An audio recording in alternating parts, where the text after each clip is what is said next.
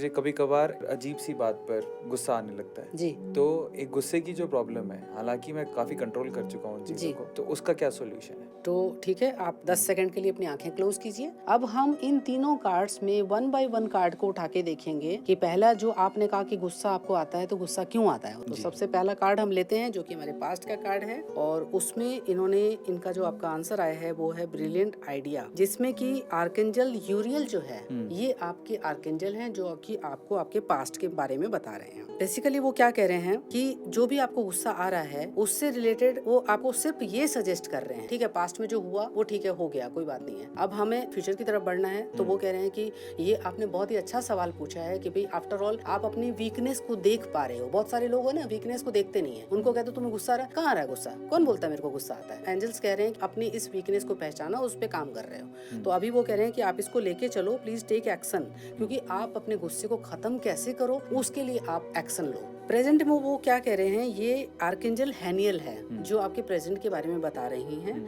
और ये आपको कह रही हैं कि आप एक्स्ट्रा सेंसिटिव हो। क्या ये सच है? हाँ सच है। क्योंकि जो एक्स्ट्रा सेंसिटिव एनर्जीज जो होती है ना, उनके अंदर इमोशंस भी बहुत डीपली होते हैं, और वो उनके अंदर एक ये खासियत होती है कि वो लोगों का करते भी बहुत हैं, और थोड़ी कोशिश ये भी रहती है कि लोग भी मेरा करें, वो एक्सपेक्ट भी करते हैं। लेकिन जब ये सब चीजें उनके अकॉर्डिंगली नहीं हो पाती है तो उनको ये गुस्सा आता है, जो कि प्रेजेंट में चल रहा है। लेकिन वो कह रहे हैं कि कहीं ना कहीं आप धीरे धीरे एक आगे की तरफ, ऐसी जर्नी की तरफ बढ़ रहे हो जहाँ पर आप बाय डिफॉल्ट आपका ये जो गुस्सा करने की जो वीकनेस है वो अपने आप आपकी धीरे धीरे कम होती चली जाएगी।